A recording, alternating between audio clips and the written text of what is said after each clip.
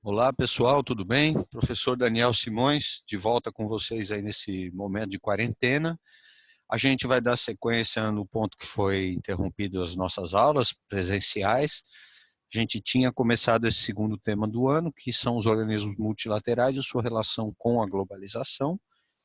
E partimos de um ponto de partida aqui, de um ponto inicial muito importante, que é a ideia de que com a globalização os estados perdem parte do seu protagonismo nas relações internacionais. Perdem parte do seu protagonismo, não quer dizer que desaparecem ou perdem a função, mas passam a rivalizar com outras organizações e grupos cujo poder de atuação muitas vezes é tão grande ou até superior ao do próprio Estado. Então, nesse sentido, eu elenquei com vocês três grandes conjuntos de novos protagonistas. Dois desses conjuntos vocês veem na aula de geografia, quando discutem blocos econômicos e também a atuação das empresas transnacionais. E nessa aula aqui a gente estava começando a falar sobre organismos multilaterais, que são aqueles que vão unir vários países, unir várias nações, que tentam agora dar respostas a desafios, a problemas e a questões que cada vez mais excedem a soberania de um país. Portanto, são organismos globais, organismos que juntam vários países para oferecer uma resposta a problemas globais, para buscar aquilo que nós anteriormente chamamos de uma governança global, né? Essa terminologia aqui que a gente tinha utilizado, que deve estar aí sempre no mote da nossa aula, né? A gente sempre deve recordar a importância que essa terminologia tem. Então, a gente falou aqui sobre estabelecer a governança global. Fora isso, a gente começou a tratar do primeiro dos grandes organismos, que é justamente a ONU, a Organização das Nações Unidas. A Organização das Nações Unidas é o mais amplo dos organismos diplomáticos que atuam no presente contexto, e a gente começou a ver como ela está estruturada em vários suborganismos e agências. Inclusive, fiz questão de destacar com vocês aqui a atuação muito importante que tem sido feita hoje por várias das suas agências. Uma delas, inclusive, eu pedi para vocês incluírem nessa anotação aqui, que é a Organização Mundial de Saúde, que vocês estão vendo fazer um bom trabalho aí nessa questão tão desafiadora de enfrentar essa epidemia inédita, essa epidemia de repercussões muito, muito sérias. Das duas agências, das agências da ONU, aliás, a gente escolheu destacar duas que costumam ser mais frequentes na sua prova. Ano passado tivemos questões sobre o Conselho de Segurança, e a gente, antes da paralisação, já tinha conseguido falar um pouco sobre o papel que este conselho tem, como ele é estruturado, e como existe aí toda uma disputa e uma discussão para se reformar a sua Constituição, né? E, finalmente, a gente ia começar a falar sobre a Agência Internacional de Energia Atômica. Na maioria das salas eu apenas comecei esse slide, não consegui concluir as explicações. Então, vimos que a Agência Internacional de Energia Atômica, ela é o principal órgão mundial hoje responsável pela questão da regulação ou da fiscalização do uso da energia nuclear, e o seu principal instrumento nesse sentido é o uso do TNP, o Tratado de Não Proliferação de Armas Nucleares, que é um tratado voluntário, um tratado onde os países de forma voluntária se candidatam a assiná-lo, e ao assinarem esse tratado, os países se comprometem a abrir os seus programas nucleares para as inspeções dos inspetores da ONU.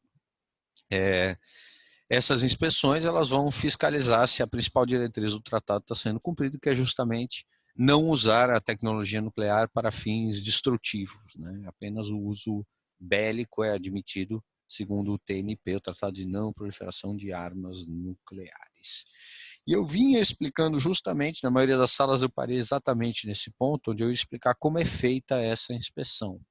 Então eu dizia que para que a gente tenha material para usar como combustível nuclear, a gente precisa de um processamento prévio, principalmente da matéria-prima. A principal matéria-prima utilizada é o urânio, e ele tem que passar por um processo de separação das suas frações, ou melhor dizendo, dos seus isótopos mais radioativos em relação aos isótopos de baixa radioatividade. Esse processo é chamado de enriquecimento do urânio, e controlando o nível de enriquecimento, a Agência Internacional de Energia Atômica sabe realmente que tipo de uso o país está desenvolvendo para o seu programa nuclear. Então eu mostrei esse diagrama aqui, esse diagrama já está lá na apresentação de aula de vocês já tinham recebido, né? Onde é exibido os usos que se faz com urânio aí, a partir, onde a gente tem uma ideia, aliás, dos usos que se faz com urânio a partir do nível de enriquecimento. Então, para usos domésticos civis, normalmente a gente tem esse enriquecimento de 3,5% para gerar eletricidade. O enriquecimento de 20% ele é necessário para algumas aplicações em pesquisa, principalmente na área médica, e o enriquecimento de 60% para quem vai movimentar um submarino nuclear. Finalmente, se o país enriquece urânio a 90%, aí nós dizemos que ele está apto realmente a fazer a bomba atômica, né? Então, controlando esse nível de enriquecimento, quanto de enriquecimento o país está fazendo, os agentes, os inspetores da ONU, a serviço da Agência Internacional de Energia Atômica, podem dizer ou ter pelo menos uma boa ideia de que nível de enriquecimento está sendo obtido e, consequentemente, que uso está sendo propiciado aí, ou planejado para a energia atômica, né? A partir dessa ideia, a gente deve relembrar alguns casos célebres. Um deles é o do Irã, depois nós temos uma aula específica, as relações do Irã com o mundo, né? Mas o Irã tem se envolvido em uma série de questões delicadas por conta do seu programa nuclear. Há algum tempo o Irã é acusado pelo governo americano, desde aqueles atentados de 11 de setembro, de estar tentando fazer um programa nuclear para fins destrutivos, quer dizer, de estar perseguindo a bomba atômica. E em alguns momentos o Irã permitiu que os inspetores da ONU fizessem vistorias no seu programa nuclear, que, assim, num primeiro momento não revelaram nada de suspeito. Só que alguns anos após o 11 de setembro, o Irã elegeu um presidente bastante linha dura, chamado Mahmoud Ahmadinejad, considerado aí um dos mais rígidos dos últimos presidentes iranianos, e ele começou a dificultar as visitas dos inspetores da ONU. Então, a ONU começou a levantar realmente suspeitas de que o Irã poderia estar tramando a bomba atômica, e isso se tornou ainda mais delicado, uma ameaça mais concreta, quando foi detectado que o Irã já estava enriquecendo urânio a 20%. 20% falta muito para uma bomba, mas dizem os estudiosos de tecnologia nuclear que quem chega a 20% chega muito facilmente a 90% de enriquecimento. Então, cresceram as suspeitas do programa nuclear iraniano. Essas suspeitas levaram a ONU a se reunir, os vários países da ONU chegaram a um acordo, mediante a atuação do Conselho de Segurança, de impor algumas sanções comerciais ao Irã.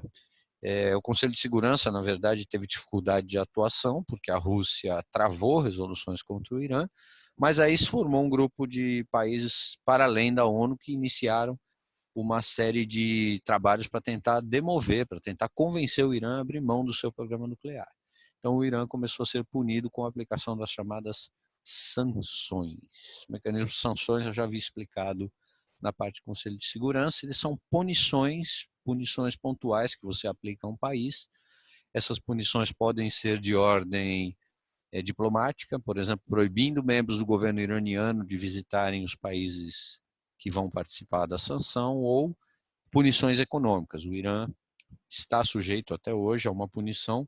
Grande parte do dinheiro das exportações de petróleo iraniana fica retido numa conta no exterior e congelado, esse recurso só vai poder ser consultado ou acessado quando o Irã conseguir normalizar suas relações com os parceiros, né? Então nós temos o caso de um país aqui que acabou sendo, e até hoje tem relações muito difíceis, entre outros motivos, por ter adotado uma postura fechada em relação às suas relações com as outras potências por intermédio da ONU.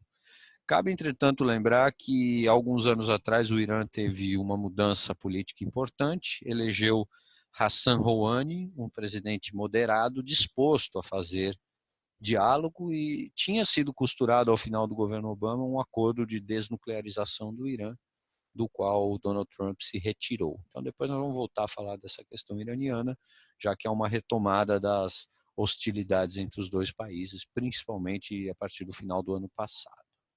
O Brasil também tem sido lembrado nessa questão que diz respeito ao uso da tecnologia nuclear. Não existe nenhuma suspeita de que o Brasil esteja desenvolvendo um programa nuclear secreto, mas o Brasil tem uma das tecnologias mais avançadas do mundo de enriquecimento de urânio, particularmente na construção de centrífugas. O Brasil tem sistemas de centrífugas que são de tecnologia nacional, são extremamente econômicas as nossas centrífugas, e os inspetores da ONU, ao visitarem o Brasil, têm sido impedidos de conhecerem e de visualizarem essas centrífugas. Por que o Brasil tem feito isso? E isso já vem acontecendo há alguns anos. Como a tecnologia é inédita, há uma preocupação de que os inspetores da ONU, que mesmo que estejam atuando pela ONU, têm origem de outros países, vêm de outros países, possam, com uma simples observação, entender os segredos da centrífuga brasileira e copiar a tecnologia. E por ser um segredo que pode ter implicações militares, o Brasil não quer perder a exclusividade dessa tecnologia e tampouco permitir que outros possam copiá-la ou tampouco vendê-la. Essa tecnologia é considerada um trunfo militar para o Brasil, inclusive, no caso de a gente avançar ainda mais no nosso programa nuclear. Então, todas as vezes que os inspetores da ONU vêm às centrais de enriquecimento de urânio brasileiras, eles encontram as centrífugas cobertas.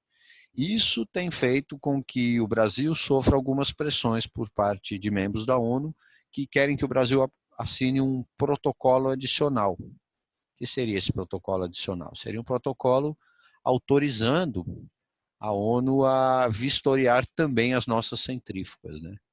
Não é muito a ideia do Brasil, mas se isso realmente acontecesse, esse protocolo adicional fosse assinado, a gente teria realmente que abrir plenamente o nosso programa nuclear e o governo brasileiro vem se opondo a isso. É uma postura que já vinha acontecendo nos governos petistas e se manteve no governo de Michel Temer e de Jair Bolsonaro por enquanto. Então o Brasil tem se mostrado refratário, mas até agora não sofreu nenhum tipo de punição, mesmo porque não há nenhum indício claro de que o Brasil estaria realmente perseguindo a bomba. Então, na verdade, a tentativa maior é de proteger o segredo das centrífugas de enriquecimento. Bom, dessa forma, então, a gente fecha a nossa conversa sobre a Organização das Nações Unidas e vamos passar ao nosso segundo grande organismo multilateral, que é chamado de OMC, Organização Mundial de Comércio, que é o principal órgão hoje responsável por regular, incentivar e facilitar o comércio internacional. Ele ganha esse nome, Organização Mundial de Comércio, a partir dos anos 90, até 1990 ele existia com o nome de GATT, que era o Acordo Geral de Tarifas e Comércio. O GATT é uma das instituições criadas ao final da Segunda Guerra para integrar as economias capitalistas no mundo. Por isso, a atuação do GATT sempre foi restrita à metade do mundo durante a Guerra Fria e, uma vez terminada a Guerra Fria, ele se expande, dando origem à Organização Mundial de Comércio, que tem como bandeira principal, como meta, como horizonte mais visível na atuação da sua organização, a defesa do chamado multilateralismo. Multilateralismo por multilateralismo, entenda-se a tendência da gente buscar o máximo de parcerias comerciais em escala global. O multilateralismo, então, a gente já tinha abordado esse valor, ele está escrito na política externa brasileira, mas ele é um valor que a Organização Mundial de Comércio também persegue. Em suma, para a OMC, para a Organização Mundial de Comércio, o ideal é que todos os países fizessem o máximo de comércio entre si, e isso se faz a partir de duas ferramentas principais, de dois mecanismos principais. O primeiro desses mecanismos seria justamente combater o protecionismo comercial. Protecionismo, vocês se lembram, é aquela prática da gente impedir ou dificultar a entrada de produtos estrangeiros mediante a cobrança de tarifas para que esses produtos cheguem mais caros no país e a gente defenda as empresas nacionais, da concorrência estrangeira. Claro que existe um aspecto positivo, né? Você proteger a indústria nacional, garantir os empregos nacionais, mas o protecionismo também faz com que produtos que são vendidos a preço muito baixo no exterior acabem chegando, por exemplo, ao Brasil a preços muito mais altos. Então, a OMC considera o protecionismo uma prática ruim, uma prática maléfica à economia mundial, mas muitos países seguem adotando estratégias protecionistas. E a outra forma de protecionismo que é mais indireta, não é um protecionismo, mas também a outra prática política que é muitas vezes responsável por prejudicar o comércio internacional e ampliar o multilateralismo é a prática do subsídio interno. O subsídio interno ele é um pouco diferente aí do protecionismo, porque no caso do protecionismo a gente taxa o produto que está vindo do exterior. No caso do subsídio, é o contrário, é quando você cria uma facilidade para uma empresa nacional. Por exemplo, se você pega uma empresa estatal e passa a vender combustível a preço abaixo do custo para uma empresa que está instalada no seu território, o produto dessa empresa vai ficar mais barato, só que às custas de uma ajuda que o governo está dando de forma artificial. Então, esse é um tipo de subsídio. Há subsídios como os americanos praticam frequentemente no tema da agricultura. Então, um produto que custa $50 importado e nos Estados Unidos custa 100, o governo vai lá e paga mais 50 para o produtor americano para que o produto dele que custa 100 custe apenas 50. Então é uma forma de você ajudar o produtor interno a se tornar mais competitivo. Segundo a ONU, essas são então as duas maiores ameaças aqui hoje à conclusão de um ideal de multilateralismo, ou seja, de máximo de comércio e parcerias comerciais e diplomáticas entre todos os países. Apesar da ONU condenar da OMC condenar e apontar medidas que podem ser adotadas no sentido de incrementar este multilateralismo, nós devemos lembrar que a Organização Mundial de Comércio ela não tem poder punitivo, ela não pode aplicar uma sanção, ela não pode recorrer a uma ação militar, ela não pode punir um país. Mas ela pode autorizar países a aplicarem punições comerciais. Porque na OMC também os países fazem acordos de comércio, se comprometem com cotas, né? Então, vamos comprar tantos bilhões em trigo de tal país.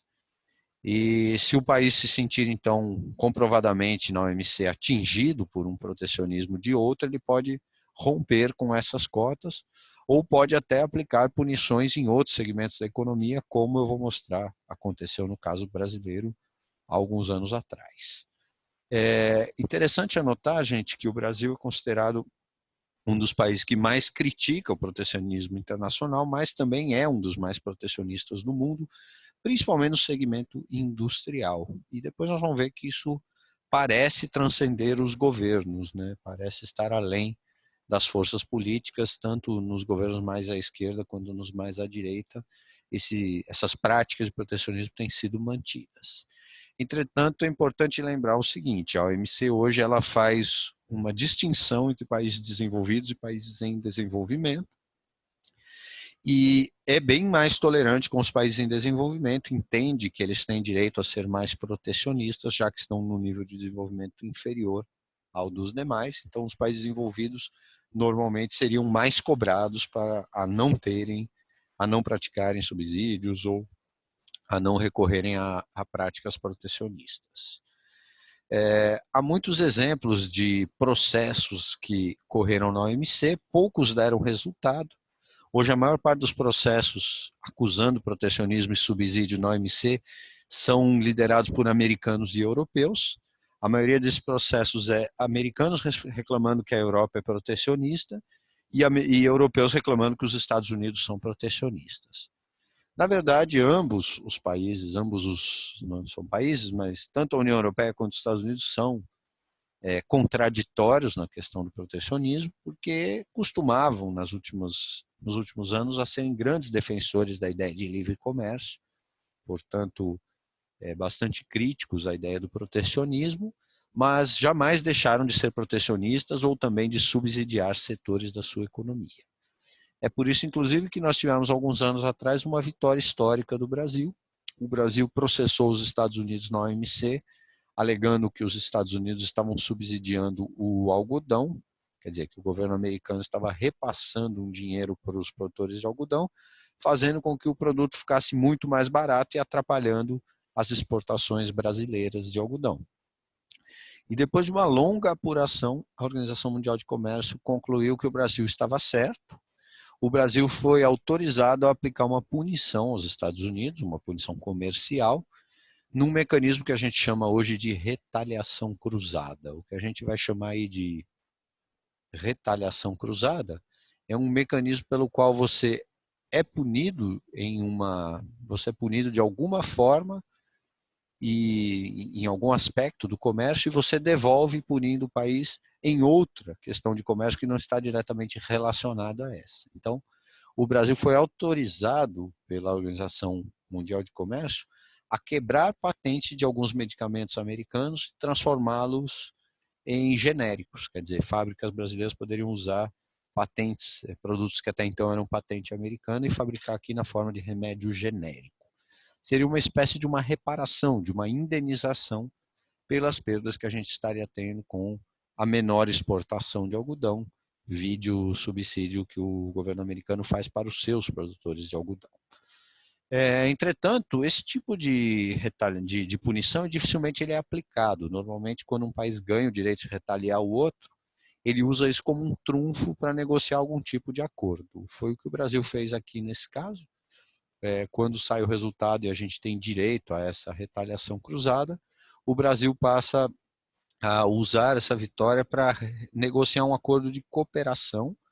Esse acordo envolve doações americanas para melhorar a produção do algodão aqui no Brasil e envolve também um calendário gradativo de redução de tarifas. Então, duas medidas que vão, no médio prazo, beneficiar os produtores brasileiros de algodão. É um caso interessante de como na OMC uma vitória pode ser usada aí como forma de mudar as relações de comércio. Sobre a dinâmica de funcionamento da OMC, é importante que a gente lembre que todas as negociações da OMC elas ocorrem em grandes blocos. Esses grandes blocos são chamados de rodadas.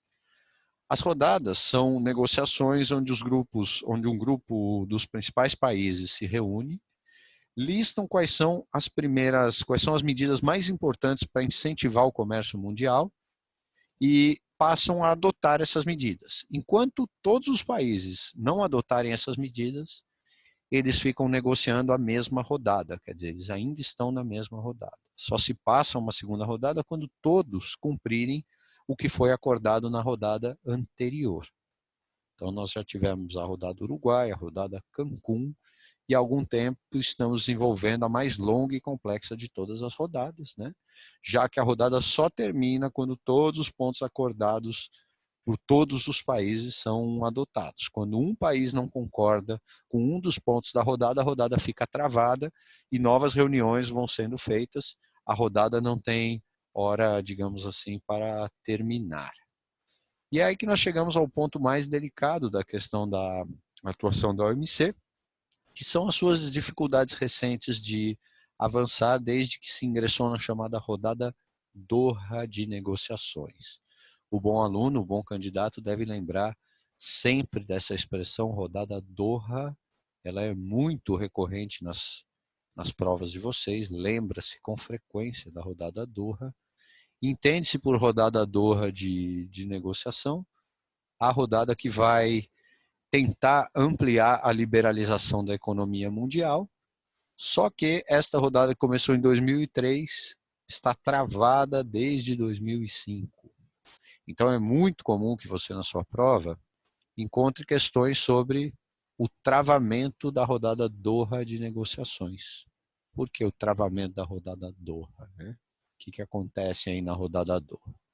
A rodada Doha, Doha é o nome de uma cidade, tá? Capital do Catar. Ela começou em 2003, mas em 2005 instalou-se uma divergência fundamental entre dois conjuntos de países. De um lado, os países ricos exigindo que os países emergentes abram mais a sua economia. Então, Estados Unidos e países europeus vêm criticando muito o fato de Brasil e de outros países como a Índia, a China, ainda serem fortemente protecionistas. Entretanto, os países emergentes vêm reclamando dessa crítica e dizendo que, ao longo dos últimos anos, fizeram grandes medidas de abertura, mas que não obtiveram contrapartida. Quer dizer, simplificando, os países ricos pedem para os países pobres não serem protecionistas, não subsidiarem sua economia, mas não aplicam isso nas suas próprias economias. E agora quero dizer, desde 2005, os países emergentes começaram também a se negar a aprovar as novas resoluções da rodada, porque dizem que os países ricos não estão fazendo a parte deles. Então, há uma exigência dos ricos para que mais abertura seja feita e os pobres passam a exigir de forma veemente que seja feita uma contrapartida. Quer dizer, se não houver abertura dos ricos, a gente também não vai abrir mais a nossa economia. Resultado, nenhum dos lados tem cedido, ou pelo menos nem todos os países têm cedido, então nós temos uma situação de travamento. De 2005 até hoje, até 2020, a rodada Doha segue travada. Há alguns anos atrás nós até tivemos um indício de destravamento, o Brasil até recuou na sua posição, a China também, em algumas medidas e se comprometeu a seguir aí as orientações da OMC, mas um dos nossos aliados também emergente, a Índia, se posicionou de forma contrária. A Índia se nega terminantemente a qualquer tipo de medida no sentido de combater os subsídios agrícolas. E existe um motivo para isso, não é só uma questão comercial, é uma questão social profunda. Quase metade da população indiana vive ainda no campo e muitas pessoas só conseguem permanecer no campo porque o Estado subsidia generosamente a produção agrícola. Por exemplo, a do açúcar. Então hoje você produz lá açúcar, se o açúcar tiver $50 a tonelada, o governo te paga um complemento para que ele chegue a no mínimo 80, por exemplo. E você, agricultor indiano, não venha à falência, não migre para as cidades, não se crie uma instabilidade social e política.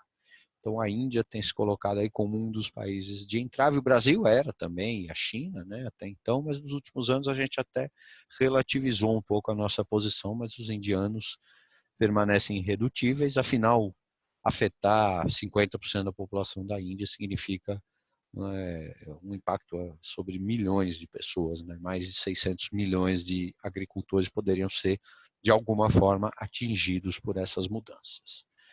Resultado, a OMC vive tempos um tanto quanto sombrios, sem a menor perspectiva atualmente de chegar a um consenso e destravar a rodada Doha, né? E, particularmente, existe um novo risco, além de você ter já essas diferenças tradicionais, é essa preocupação da retomada do protecionismo global, iniciada principalmente por Donald Trump, mas que tem sido vista também em outros países com medidas bastante contrárias ao espírito da globalização que a gente tinha visto até agora, como é o caso lá do Reino Unido ao adotar o Brexit, ou também do caso da própria Índia, né, com o nacionalismo hindu atualmente em alta. Quer dizer, dizemos que hoje, então, essa perspectiva de consenso ela parece ainda mais distante, ela parece ainda mais remota devido à situação atual de fechamento de muitas economias. Então, a OMC vive um momento bastante difícil da sua história, né? Sem dúvida, um momento singular, antes de coronavírus, claro, mas sem dúvida são líderes muito controversos, os que nós estamos vendo em vários países, mas nunca a organização lidou com uma ameaça tão grande. Bom, eu já havia combinado com vocês que ao longo das aulas eu sempre ia voltar a gráficos, a charges, a mapas, para a gente fazer treinamento mesmo de interpretação, né? Então existe aqui uma preocupação grande da gente sempre exercitar a leitura de informações, a começar, por exemplo, aqui por gráficos. Você tem aqui um gráfico, por exemplo, da atuação da chamada Farm Bill. A Farm Bill é a principal legislação americana de subsídio à agricultura. E ela é dividida aqui em 4 tipos de fundos voltados à nutrição, fundos voltados à colheita, fundos para commodities, né, produtos produzidos em grande escala, e fundos de conservação ambiental. E o que a gente vê nos Estados Unidos dos últimos anos é que, apesar de um discurso radicalmente pró-abertura, neoliberal, né, principalmente antecedendo Trump, é que o nível desses subsídios vinha crescendo de forma bastante significativa, tanto no quesito nutricional quanto na segurança de colheita. Mesmo os programas de commodity, né, tiveram momentos de altas e baixas, mas o cômputo geral aqui é de um país que, apesar de ter adotado um discurso pró-abertura, jamais efetivamente cumpriu essa abertura, né? Então, podemos notar aqui por esse gráfico que existe um viés, uma tendência muito forte de crescimento mesmo, né? De aumento dos dispêndios feitos com subsídio mesmo, tá? Há vários exemplos hoje. Hoje um produtor de laranja americano, por exemplo, ele recebe dinheiro do governo se houver uma geada para que ele não venha a falir, e com isso a produção dele é protegida da concorrência estrangeira. Os produtores americanos de açúcar, eles recebem um adicional de preço para que o produto deles custe mais barato que o produto oriundo de outros países, como por exemplo do Brasil. Então, isto aqui é uma das queixas do Brasil, né?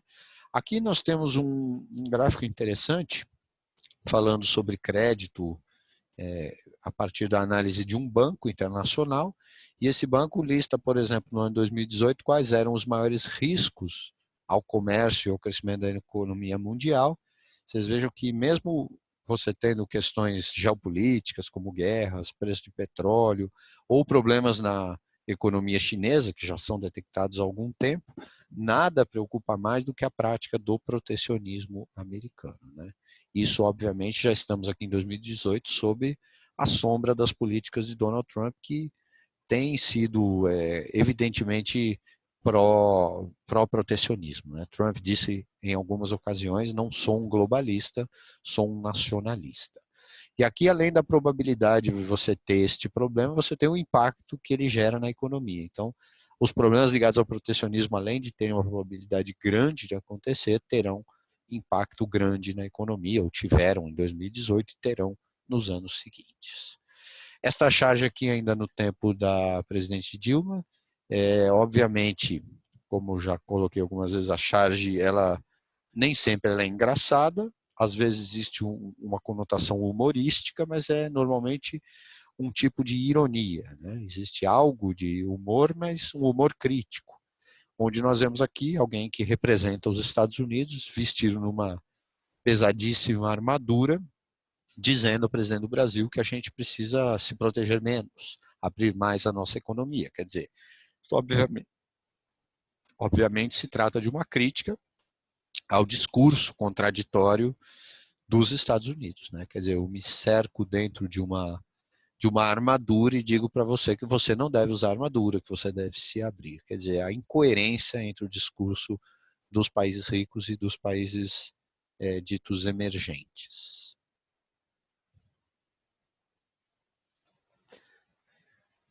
Bom, feitas essas considerações sobre a Organização Mundial de Comércio, nós passamos agora a falar de um organismo que poucas vezes é lembrado nas provas, mas nos últimos anos ele vem ganhando importância. Esse organismo se chama OCDE, Organização para a Cooperação e Desenvolvimento Econômico, e ele é um organismo muito importante porque ele é o fórum oficial que reúne as economias mais desenvolvidas do mundo. E este organismo, ele não tem capacidade de atuação direta, ele é um organismo consultivo, onde os países se organizam para elaborar políticas de desenvolvimento econômico em escala global. Então, a meta deste fórum, dessa organização, é definir as políticas de desenvolvimento econômico que devem ser adotadas, tanto pelos países ricos quanto pelos países ditos em desenvolvimento. E quando se fala aqui em uma estratégia de estimular o desenvolvimento econômico, se pressupõe que todos os países membros aqui são, de alguma forma, democracias e que são economias de mercado, ou seja, que são países capitalistas e adotam uma perspectiva de economia baseada, em linhas gerais, nos ideais do neoliberalismo. Então, espera-se, normalmente, da OCDE, orientações liberais de economia, ou seja, orientações que minimizem o papel do Estado em prol da atuação do mercado. Então, a OCDE não é um órgão que vai tomar medidas como a OMC ou como a ONU, mas ela vai sugerir as políticas e essas políticas aqui vão ter aplicação direta na atuação de organismos que nós vamos ver mais à frente, FMI e o chamado Banco Mundial, Banco Interamericano de Reconstrução e Desenvolvimento, BIRD, hoje chamado só de Banco Mundial. Nos últimos anos, a OCDE passou por uma expansão. Essa expansão vem mudando a cara da organização. Se ela era originalmente uma organização de países desenvolvidos, ela está deixando de sê-lo. A partir de 2018, ela aceitou a adesão dos colombianos, então a Colômbia está em processo de adesão. Na recente aproximação do Brasil com os Estados Unidos, aí do governo Jair Bolsonaro com o governo Donald Trump, surgiu a ideia de uma candidatura do Brasil. Depois o Brasil acabou sendo passado para trás por outras indicações. Trump sugeriu Argentina e Romênia, o que ficou um pouco estranho, né? A gente acreditava que essa aproximação do Brasil com os Estados Unidos já ia render frutos imediatos, e até agora os frutos têm sido muito questionáveis. E então o Brasil segue sendo candidato, mas até agora não conseguiu um aval definitivo para ingressar na OCDE. É importante notar que essa ideia do Brasil ingressar numa organização como a OCDE, ela tem muito mais um status simbólico do que um status prático. O que é que o Brasil ganharia entrando na OCDE? Bom, o Brasil entrando na OCDE, em primeiro lugar, deixa de ser um seguidor de políticas e vira um formulador. Isso quer dizer que você passa a dar palpites na formulação, mas não quer dizer que você vai mandar na formulação de políticas. Então, é possível que o efeito disso aqui seja muito mais dar prestígio ao Brasil, né? O mundo ver o Brasil como um país importante, o que pode talvez no futuro trazer investimentos e chamar atenção para a importância da economia brasileira, mas não é garantia imediata de absolutamente nada. Inclusive discutir nas aulas com vocês, nas turmas, que essa megalomania do Brasil de querer se colocar entre os grandes, ela parece permear os dois campos do espectro político. Vimos que no governo de Lula havia esse sonho do Brasil se tornar um membro permanente do Conselho de Segurança da ONU, o que também traria pouquíssimas vantagens imediatas, e agora vemos essa síndrome, esse complexo aí de gigante adormecido aparecer no governo considerado mais à direita aí do Jair Bolsonaro, que também acredita que esse status é importante, mas até agora não existe nenhuma perspectiva de que isso vá trazer benefícios imediatos. Pelo contrário, existe uma preocupação muito grande com o lado negativo de estar na OCDE, porque se um país entra na OCDE, ele passa automaticamente a ser visto como um país desenvolvido. E se ele se torna um país desenvolvido, quer dizer que ele não pode mais adotar certas práticas que anteriormente lhe eram concedidas ou permitidas, né? Então, como eu havia colocado lá na OMC, o Brasil pode praticar um pouco mais de protecionismo, se tolera mais protecionismo do Brasil por ser um país emergente. Se a gente se torna um país desenvolvido, automaticamente estamos sujeitos a perder o status especial, né? Então, isso pode se tornar um ponto muito sério para o Brasil, pode se tornar um ponto de problema para o Brasil. Desculpem aqui, gente. De problemas para o Brasil, que pode perder um status sem ganhar algo correspondente, algo vantajoso. E aí também tivemos essa questão que acabou sendo um fracasso diplomático, né? Se a gente estava tão perto Então, bem relacionado com os Estados Unidos, se esperava que o governo americano apoiasse a nossa adesão, e aí tivemos esse caso da indicação da Argentina e da Romênia. Talvez esse ano a coisa mude. Bom, toda essa situação do corona é muito incerta, mas vamos esperar para ver. Então, o importante é que o Brasil agora faz parte desse clube, desculpa, o Brasil agora faz parte dos candidatos a esse clube de países desenvolvidos formuladores de política. E as políticas formuladas pela OCDE, elas vão se tornar políticas de fato na prática adotada por dois grandes bancos internacionais, o FMI e o Banco Mundial. Eu vou retomar então uma explicação aqui sobre FMI e Banco Mundial na aula seguinte, seguindo, rumando aí no sentido da conclusão desta aula de hoje.